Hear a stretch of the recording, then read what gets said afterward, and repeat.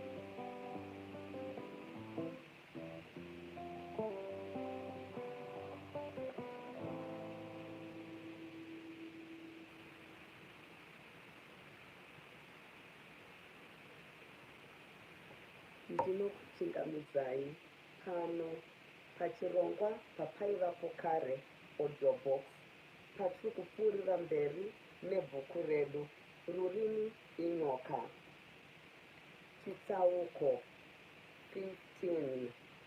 Oh wow, let me get ready. Chitsauko ichi chakakura, so join me and enjoy. Chitsauko 15. Mauro Timothy akauya ndokuwana Jane atova mumba. Akakotsira, akapinda zvinyoronyoro achinyemwerera. Akagarawo pamubhedha chinyararire achibva atswinya Jane nzeve. Jane akavhunduka achibva apepuka paakaona Timothy.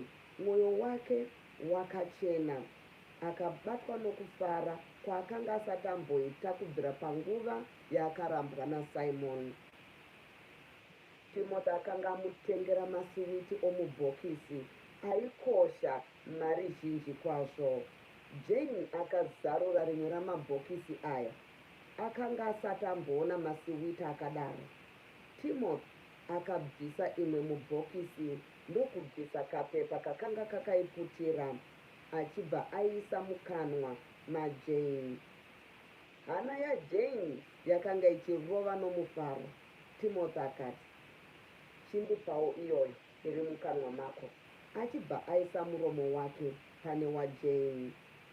Miromo yavo yakabatana, Jane achibva aisairira nerurimi siwiti yaibva mumukanwa make achiisa mumukanwa maTimothy. Timothy akaitawo saizvozvo, vachiramba vongopanana siwiti iyoyo saizvozvo. Yakanyunguduka yose ikapera, ichingoti ikabva mukanwa momumwe yopinda mukanwa momumwe. Miromo yavo yakangobatana chete. Ava vaviri vaiva murudo. Ndizvo zvarunoita kana ruchakanaka, kana ruchavira semvura iri pamoto. Ndizvozvo zvavanoitwa vanasikana kana vasangana namagamba orudo akaita savana Timothy. Vanopembedzwa, vanopepetwa, vagoitwa zai, vagoitwa mwana mucheche. Kudakara chokwadi mwanasikana akanganwa zita rake, kana zita ravabereki, kana zita rokumusha kwake. kwete vanasikana chete, kana vanakomana vanonzwarwowo kana vasangana namagamba orudo avanhukadzi. Mwanakomana anoita dzungu achikanganwawo zvose. Zuva ramangwana Ch5, Timoti akaenda kubasa achine hope dzokutandara kwavakaita. Timoti akatambira mari akati regai ndimbobvuma kudyiwa, achibva atengera Jane marokwe 2 akanga akayaura kunaka, nezvimwe zvidyo zvaishamisa kwazvo, neshangu dzaiva noruvara rwaipindirana noruvara rwamarokwe iwayo 2, nekabhegi koruvara irworwo. Asati aenda kubasa, Timothy akanga atora imwe mari yaiva nayo kumba. Mari yaikwana $20. Nemari iyi akatengera Jane wachi yechikadzi nemhete yepamunwe nechuma chomuhuro namadhikauzi epanzeve. Zvinhu zvose izvi zvainyiminya kuzvitarisa. Paakaenda nazvo kuna Jane akasvikogara zvake. Jane akanga ava kugadzirira kubika. Timothy akati, nhasi rega zvako kubika, tinodya kuhotera mutaundi. Timothy akasimuka akasimudza Jane ndokumutakura achimugadzika pamubhedha. Maziso aJane akaramba ari pameso paTimothy. Jane akashama kuti Timothy aida kuitei. Timothy akamutarisawo akati, Jane, tsinzinya.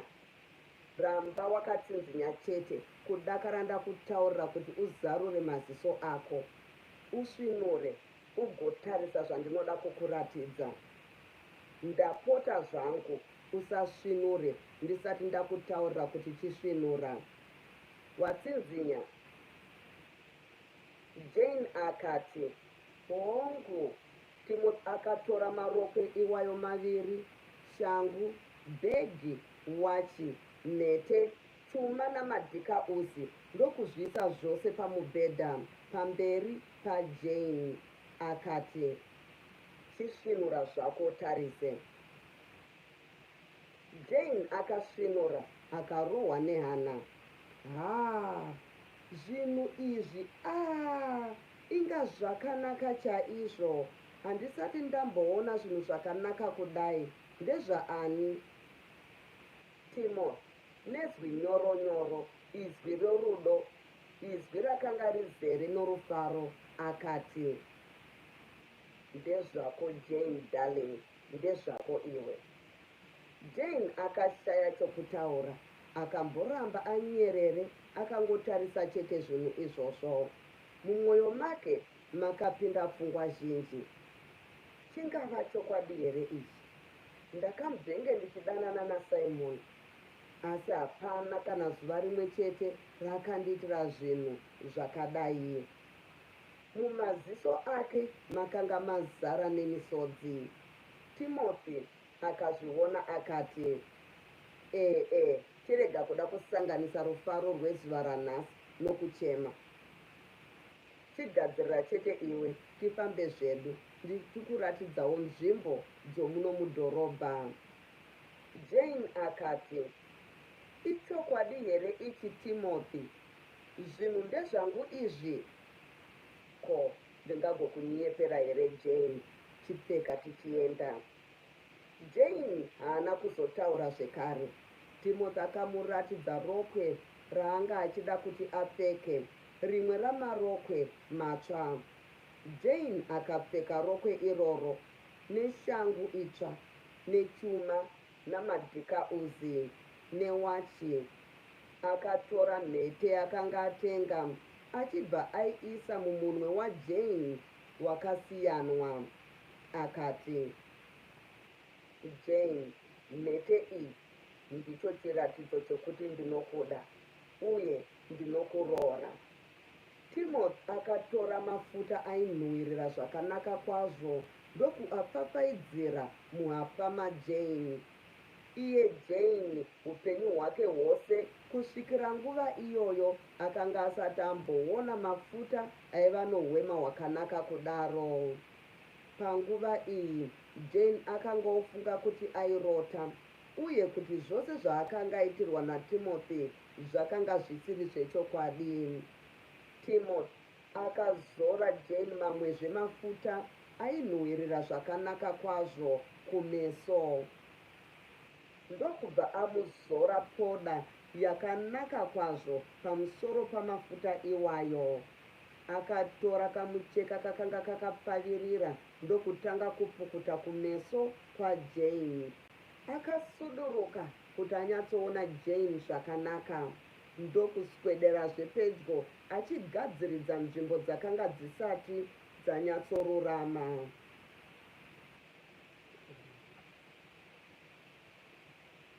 Mushure mezvi akagutswa nezvaakanga aita nezvakanga zvaita Jane. Akamubata mumaoko ake achibva amutsvoda. Panguva iyi Jane akanga angorukutika araradza norufaro norudo. Timothy akati, Jane, hausisiri iwe, wava mumwe munhukadzi, kwete Jane chivako. Jane akati, pamusana peiko? Zvitarise mugirazi irowoni. Jane akaenda pamberi pegirazi kuti azvitarire. Haana kudavira kuti ndiye. Akanga ava norunako rwaishamisa. Kumusha kwose kwakanga kusina musikana akadaro. Timothy akaenderera mberi achiti, chitora bhegi rako tiende.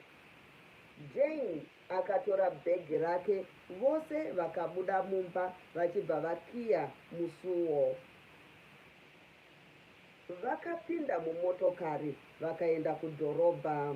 Vakambofamba nedhorobha rose, Timothy achiratidza Jane nzvimbo dzakasiyana-siyana. Mushure maizvozvi vakapinda muhotera yainge ina varungu.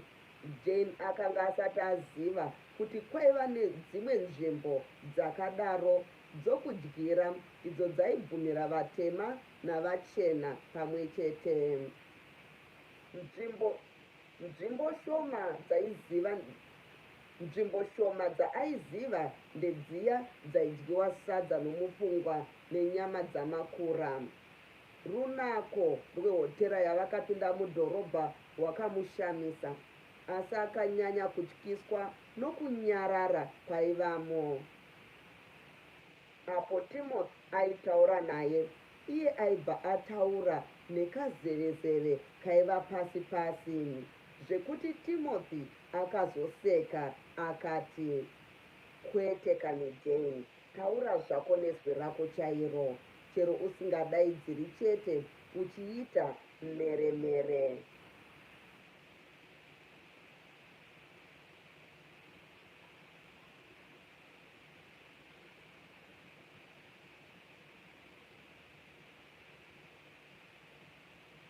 Unoziva ndiri kutotya here izvozvi Timothy? Timothy akatumira kudya kwavo kukauya. Jane akamboshaya kuti odya sei kana kuti zvinobatwa sei. Timothy akati aite zvaanenge achida. Marudzi ose epasi pano vane madyiro akasiyana. Ivo vemuno muhotera matiri vanozviziva. Saka usatye zvako nokurayiridzwa kwaiitwa naTimothy. Jane akazodekara zvake vakapedza kudya kwavo zvakanaka. Timothy akanga achida kuratidza Jane zvinhu zvaida kushamisira mudhorobha. Vachibuda muhotera vakapinda mubhaisikopo makanga muzere varungu. Jane akada kushamisika nokuvhunduka zvakare, asi Timothy akamudekadza. Pabhaisikopo apa vakatenga maputi avo avakadya vachiona zvairatidzwa. Zvose zvakamunakidza nokumushamisa, sokuti uyu waiva musi wechishanu. Timothy aiziva kuti mabhawa omudhorobha akanga asingapfigwi kusvikira pakati pousiku. Nokudaro, mushure mokubuda kwavakaita mubhaisikopo, vakaenda kune rimwe bhawa romudhorobha raiva navaimbi vairidza mimhanzi yavo. Panguva iyoyo Jane akanga aneta, asi zvose zvaaiona sezvinhu zvaiva zvitsva kwaari zvaimunakidza nokumushamisa zvekuti haana kunzwa kuneta kwake. Iye Timothy akanga anetawo semunhu akanga abva kubasa, asi haana kuita mhosva nazvo nokuti aiziva kuti zuva ramangwana akanga asingashandi.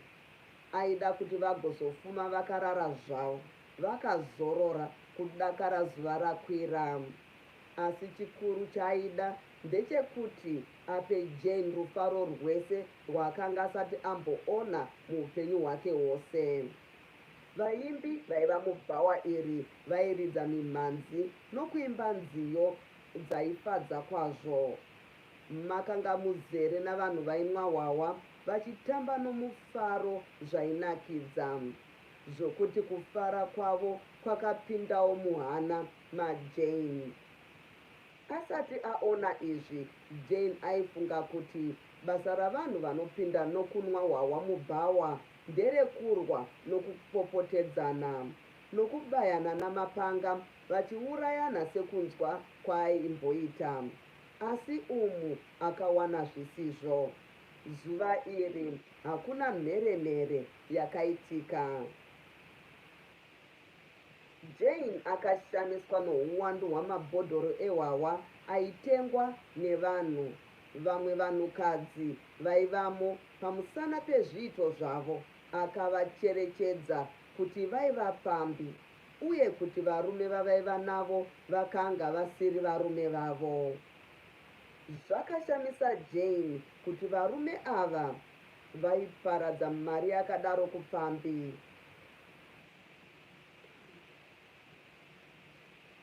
Matafura aiva mubhawa iri akanga akatsvuka namabhodhoro ehwahwa. Timothy akatengawo ake mana ndokubva aduririra Jane hwahwa mugirazi kuti anwe. Jane akamboramba achitya kuti angararadze, asi Timothy akamunyengetedza achimudzikamisa kuti haangararadziswi negirazi rimwe chete. Jane akanwa. Pakutanga akamboda kuhusvipira pasi nokuti akanzwa huchivava, asi akanyara kuti vamwe vanhu vaivamo vaizomusvora. Akapfinyamisa pameso nokuvaviwa. Timothy akaseka, vamwe vanhu vachibva vacheuka. Pavakaona kupfinyama kwaJane, naivowo vakaseka. Mumwe wavo akati, asi amai ava havasati vambounwa. Timothy akati, hongu, nhasi ndiro zuva ravo rokutanga. Mumwe uya akaseka zvakare akati, hunovava amai, hwahwa uhu makarakara amai, tinohunwira kuti tidhakwe tifare. Rambai muchingoedza, uchazokunakiraiwo. Murume uyu akataura kuna Jane norukudzo nekuti akadavira kuti Jane naTimothy vaiva mukadzi nomurume vakaroorana. Varume vazhinji vomudhorobha vanokudza kwazvo vanhu vakaroorana. Zvechokwadiwo chiso chaJane nechimiro chake zuva iroro netsika dzake dzose, zvichifananidzwa nezvaiitwa nepambi dzakanga dzirimo, zvakanga zvakasiyana. Iye aiva akatsiga somukadzi womunhu, mukadzi anemba nevana. Jane aitariswa navarume vazhinji namaziso aimuyemura nokuchiva. Somunhu mutsva munzvimbo iyi, iye haana kuzviona. Iyewo zvechokwadi akanga asisiri Jane wakare. Chimwe chinhu chakashamisa Jane mubhawa iri uwandu hwavanhu vaiziva Timothy. Bhawa rese rinenge raimuziva. Vamwe vaiuya vachibvunza, Ko, ava ndivana here shamwari? Hongu vakabvawo kumusha Rurimi. Ndiyo yaingova mhinduro yaTimothy. Timothy aiziva kuti kazhinji mheremhere yamabhawa akadaro inotanga panguva yokupfigwa kwaro. Panguva iyo vanhu vanenge vobuda voenda kumba.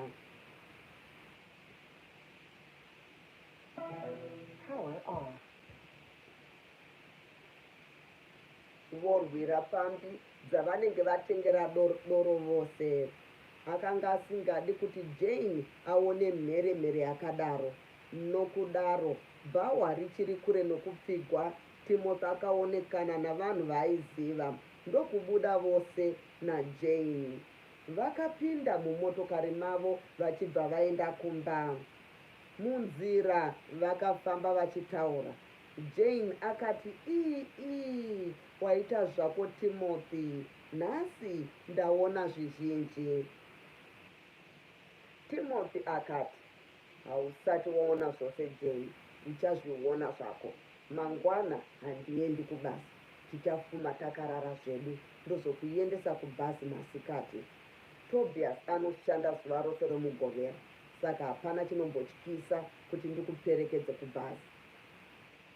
Zvakanaka Timothy, kana neniwo handaimbobvuma kuenda ndega kubhazi iwe usipo.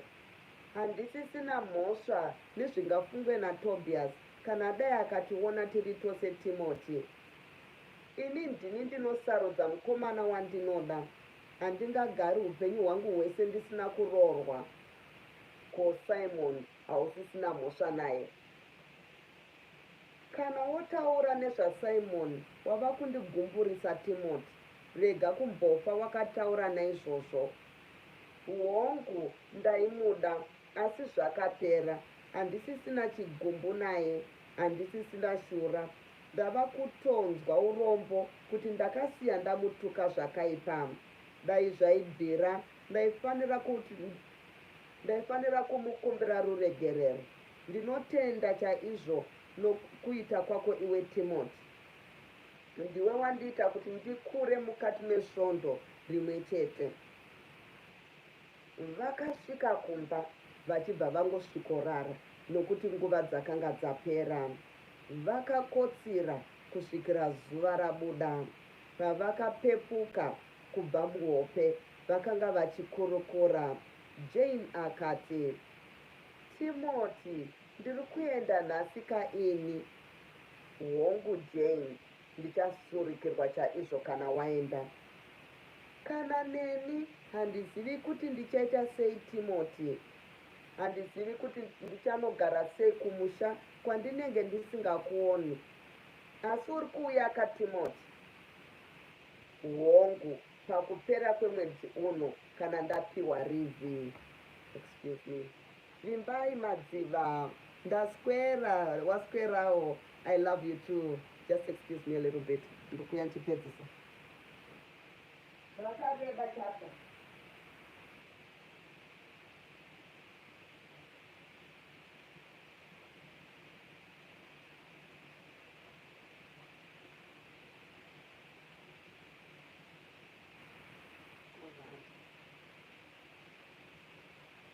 Regeze tifambe naro tiri pedza.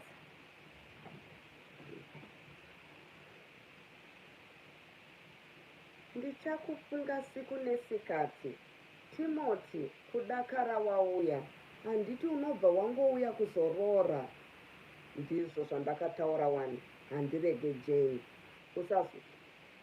Usazorega Timothy. Ndinouyawo ndagadzirira zvose. Ngatichimukai zvedu. Jane akaita zvose zvingafanire kuitwa nomunhukadzi pamba nguva yamangwanani. Bhazi raida kukwira raisimuka masikati. Vanhu vabva kumabasa kuitira avo vainge vachida kuenda kumusha kundoona mhuri dzavo. Vakapedza kudya kwavo kwamasikati. Jane akasiya ageza zvinhu zvose zvomumba maTimothy vachibva vagadzirira kusimuka. Timothy akashongedza Jane sezviya zvaakaita pavakaenda vose kundobvakacha kudhorobha usiku. Paakazvitarisa mugirazi, Jane akati, vanhu vokumusha vachanondikanganwa. Timothy akati, ndinofungawo kuti vachanokukanganwa Jane, chiendei zvedu. Vakasimuka nemotokari yaTimothy vakasvika kumusika nenguva isipi. Vakawana pabhazi pava navamwe vanhu vazhinji kwazvo. Timothy akamisa motokari yake chinhambwe chipfupi kubva pabhazi, achibva atakura bhokisi raJane. Bhazi rakanga risati roenda, nokudaro vakambomira zvavo vachikurukura vari vega. Pakarepo Timothy akaona Jane achiita sokuvhunduka. Jane akaramba akaisa maziso ake ikoko kwaakanga akatarisa. Timothy akatarisawo ikoko achibva asanganisa maziso ake neaSimon.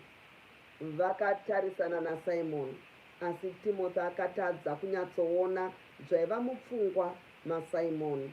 Chiso chaSimon chinenge chairatidza kushamiswa, kunge aishora, kunge aifara kuvaona vari vese. Maziso aSimon akabva kuna Timothy ndokuenda kuna Jane. Apa chiso chaSimon chakabva charatidza kushamiswa, kwete kwenguva refu, asi kwechinguva chipfupi-pfupi, iye Simon achibva atarisa rutivi. Pakarepo Simon akasimudza zvinhu zvaakanga ainazvo, achibva aenda nazvo kumutyairi webhazi. Jane naTimothy vakamunzwa achirayira mutyairi webhazi kuti andosvitsa zvinhu izvozvo kumudzimai wake Vaida. Mutyairi webhazi akapindura achiti, pamwe zvingandinetsa, nokuti bhazi rakanga richizosvika kumusha kwavo usiku. Simon akati, hazvina mhosva, muzongoonawo zvamungaite kuti zvisvike, chero zvasvika chete. Akatambidza mutyairi webhazi tsamba, achitaura kuti tsamba iyoyo yakanga ichienda kumudzimai wake Vaida.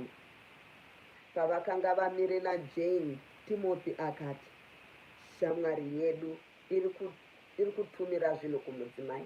Ndinofunga anomuda chaizvo mudzimai wake. Jane akati, ndizvo zvakanaka Timothy, neniwo mukati mamazuva mashoma apfuura ndanyatsoziva kuti chinonzi rudo chii. Mazwi aJane akavhundutsa Timothy, akacherechedza kuti Jane akanga amuda nenzira yakapfurikidza, nzira yaakanga asingafungiri, nekuti mumwoyo make iye Timothy aingoti, kufara zvangu sekufara kwandinoita navamwe vasikana vose. Akaramba achimbofunga nenyaya yaitaurwa naJane, akazovhunduka apo Jane akati, Timothy, ndiri kuda kukumbira ruregerero kuna Simon pamusana pamashoko andakamutuka nawo. Zvingakugumburise here kana ndikanotaura naye? Vose vakatarisa kuna Simon, vakamuona amire zvake ega. Timothy akafunga kuti zvingamufadze kumboona Simon achitaura naJane sezvaaiva ipapo. Akada kunyatsocherechedza kuti Simon aifungei nezvakanga zvaita Jane mukupfeka norunako. Akanga omuda here? Uye iye Jane akanga achiri kuda here Simon? Akati, enda zvako Jane, unongondiwana ndiri pano. Timothy akatarisa Jane achienda kwaiva naSimon. Zvakamushamisawo naiye kuti chokwadi musikana angasanduke kudaro nenguva pfupi-pfupi. Mumwoyo make Timothy akafara kwazvo kuti ndiye akanga asandura Jane kudaro. Hongu aiziva kuti akanga aparadza mari yakawanda kwazvo pana Jane, asi hazvina kumugumbura. Kwaiva navamwe vasikana vaakapa mari nezvinhu zvemari, yaidarika yaakapa Jane. Timothy akafadzwa norunako rwaJane paakamutarisa achienda kwaiva naSimon. Chinhu chorunako chinhu chinofadza maziso ose uye chinogara narini mundangariro. Timothy akaramba akatarisa Jane achifamba, achiita seaiyerera nemvura. Chuma chake, madhikauzi nemhete zvichinyiminya muzuva. Rokwe rake idzva iro raakanga amutengera rakanga rakanyatsomugara zvakanaka, kunge akanga azvarwa naro achikura naro, iro richikurawo pamwe nomuviri wake. Pachimiro chega Jane akanga aine chimiro chaicho chomunhukadzi, chimiro chaiyevedza kutarisa. Makumbo ake akanga akanyatsoti twasa, akanyatsokorera nekuenzanirana nomuviri wake, achienda achitetepa zvishoma kutsoka dzake dzakanga dziri duku. Ndizvowo zvakanga zvakaita maoko ake, akanga akanyatsokorera, akaungana kunge akatsvenenzverwa nehurungudo, achiendawo achitetepa kuminwe yakanga iri mirefu ine ruvara rwaiyevedza. Musoro wake wakanga wakanyatsourunganawo, uri pamusoro pehure refu yaiva neganda dete. Pasi pehuro paiva nechipfuva chikuru chakanga chakanyatsoti dzi chakatarisa mberi.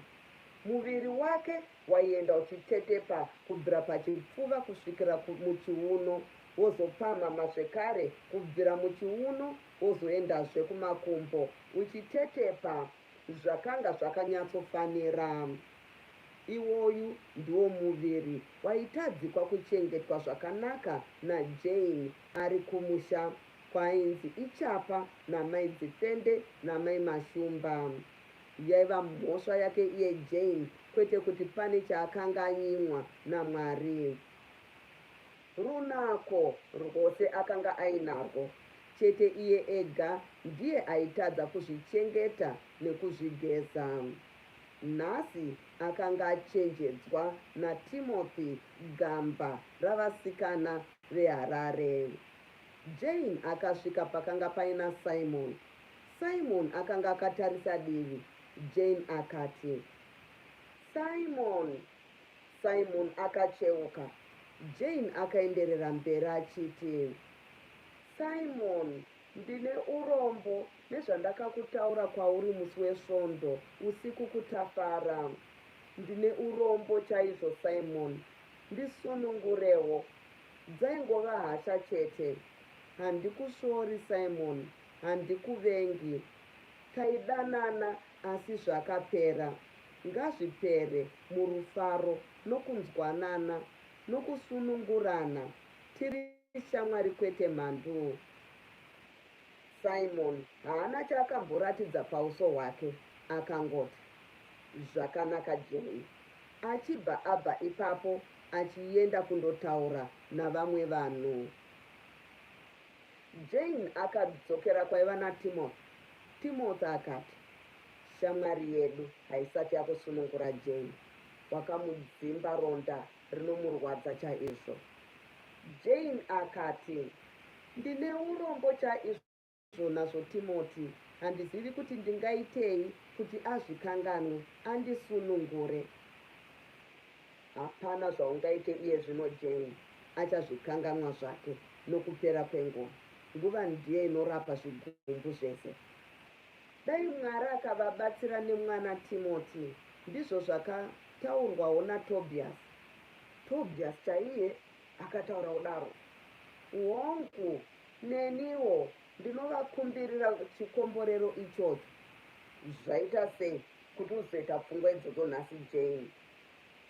Timothy, ndiwe wakandipa pfungwa idzodzi, wakandipa rufaro nerudo. Rufaro haruna nebasa rose kana rwuri rwako wega.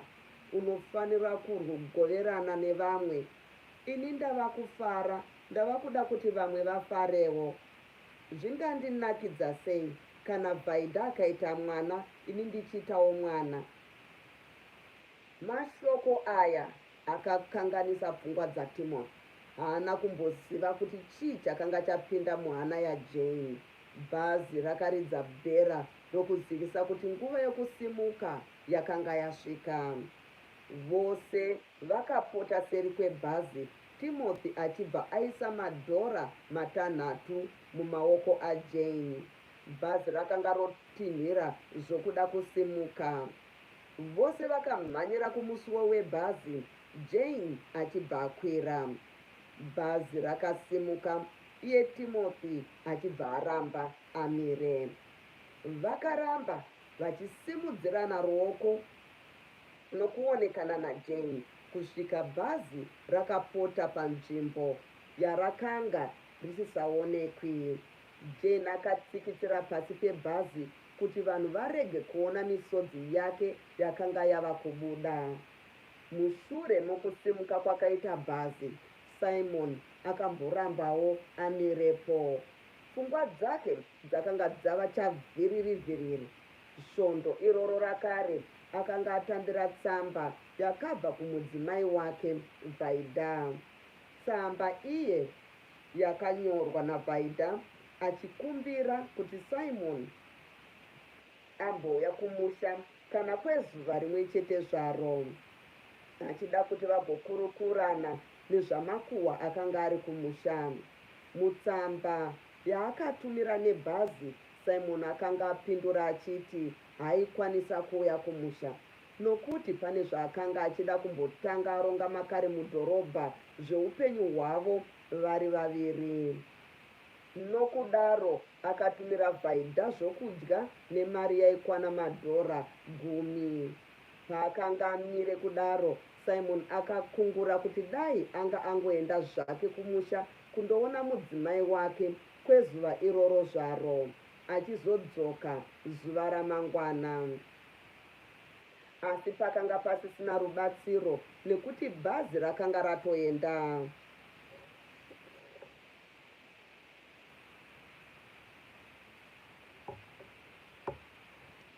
Iyewo akakurumidza kucherechedza kuti chido chake chekuti amboenda kumusha chakanga chaunzwa nekuona kwaakaita Timothy naJane vari vese, saka akarwisa kuti abvise pfungwa idzi mumwoyo make. Gare gare Simon akanzwa bendekete rake rabatwa, akacheuka achibva atarisana naTimothy. Simon akati, "Mhorotini, hauoneke nhai?" Timothy akati, "Mhorotini, haunonoke nhai?" Timothy akati, "Kuita sei? Ndakuonaika munaneidzana naJane." "Aika, handiti ndakakutaurira. Ndakati akangotsika mumba mangu aparara." "Makatobva mabvumirana?" "Siya so iwe, ndakakutaurira. Handinonoke." "Aika, zvomutaundi hazvinonokerwisani." "Ko, wakamuwanira kupi? Wakaenda kumba kwaTobiasi?" "Ndichinotoreiko? Akangobva kumba kwako achingonanga kwangu, akawana ndiine mwepfambi ndikaitandanisa iye aripo. Tandi unomuziva iwe, ndiye akanga ariko. Ndakamuti kamani chitiza vadzimai vangu vauya." Timothy akabva aseka. Ufunge sani kuti Tandi akabuda napahwindo, hembe isina kusungwa kana kukoperwa mabhatani. Akaseka zvakare. Tandi chaiye akatiza sani, akamhanya, udhudya hwese hukakanganwika. Ndakakutaurira kuti kwangu kumba kunonzi kubhucha, kusiraha." Oh my goodness, Tini. No one.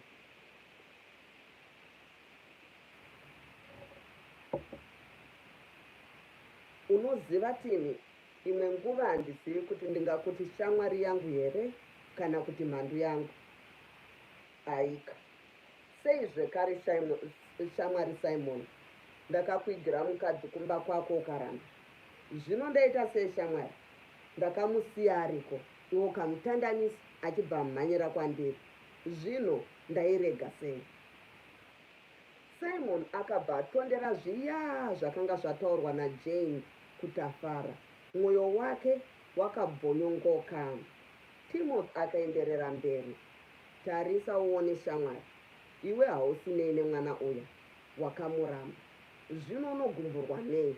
Kana dai ndakamurega, angadai akangoenda kune vamwe. Asi shamwari, paya pane mukadzi wena. Uri kureve kana uchiti paya pane mukadzi. Hauna kumuona here nhasi? Hauna kuona zvaanga akaita?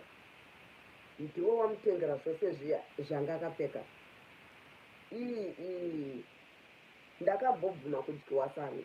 Ndakati regai ndimbomufadzawo. Unoziva here kuti akatozoenda kumba kwaTobias musi wechitatu. Muchingova mese chete kumba kwako. Ndakatotaurira kuti kana akangosvikako haabvi. Akaenda kwaTobias zuva rimwe chete achinotora mari yemutero wemombe. Ndokudzokazve musi wechina. Zvino atozobvako nhasi. Unofunge napo ipapo? Timothy, uri Satani chaiye. Nikisi ndiri kuchenjedza vana wokumusha. Asi ufunge wena akanga ari musikana chaiye. Shamwari, chokwadi pane mukadzi. Vazhinji vemuno havasviki paari kana akanyatsogara zvakanaka.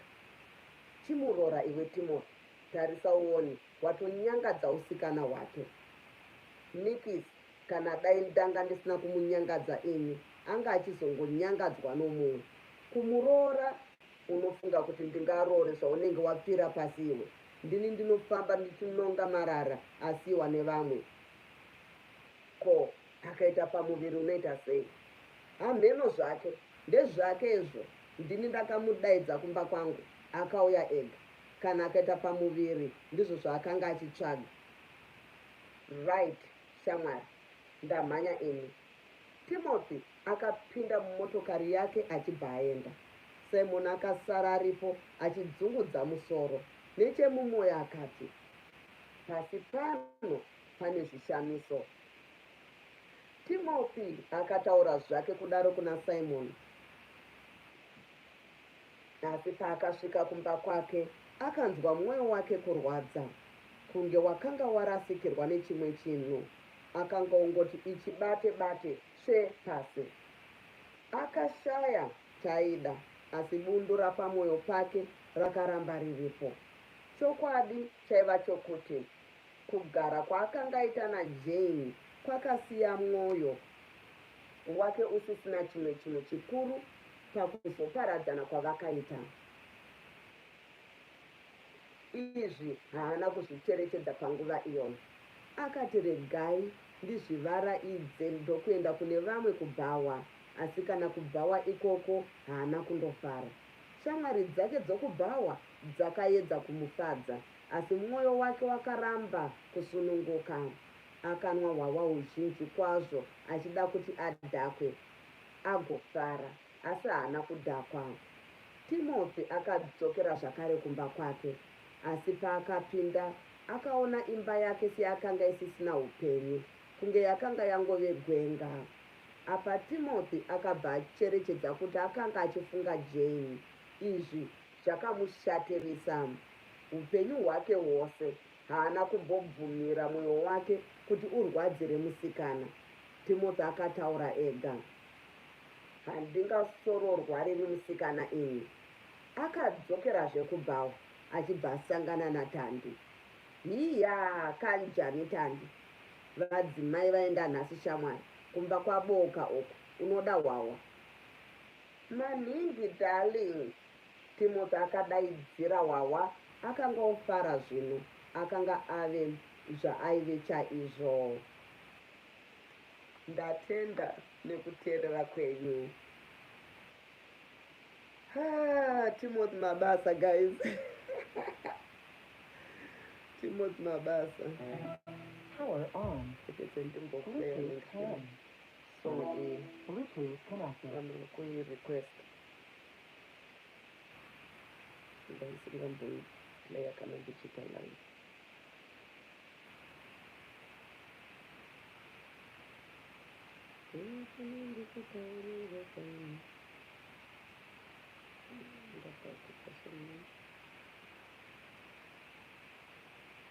Inguva ikoko vimbai. What time is it over there? Mini 3:47 p.m.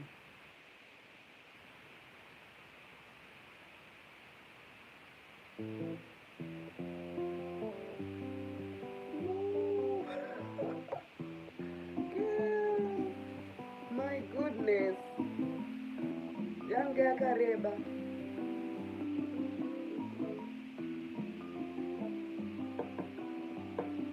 Mwana funga chemano kurambereko. But you see, let me see, 1, 2, 3, 4, 5, 6. That is. Konke mangwana. That later, I would like it to be a soft as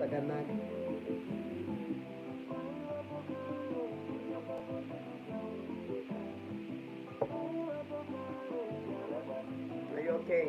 There was the mangwana sometime.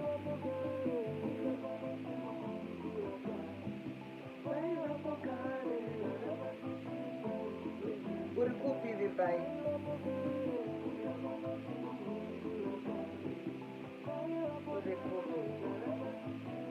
This can now open. Ooh, Jehovah. Oh man. Okay. After this song, I'll end this live. Don't restart so that so when you go teach up and they think they can do. Alright, yeah. Oh, Botswana. Alright, Chris.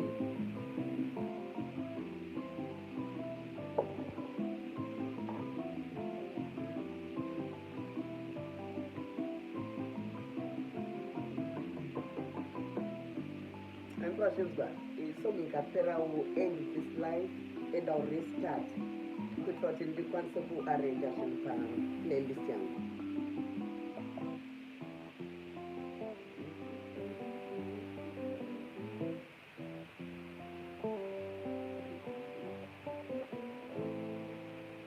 Alright, thank you. I'm ending this live and I'm restarting, alright? Okay, I'll see you on the next one. Yeah.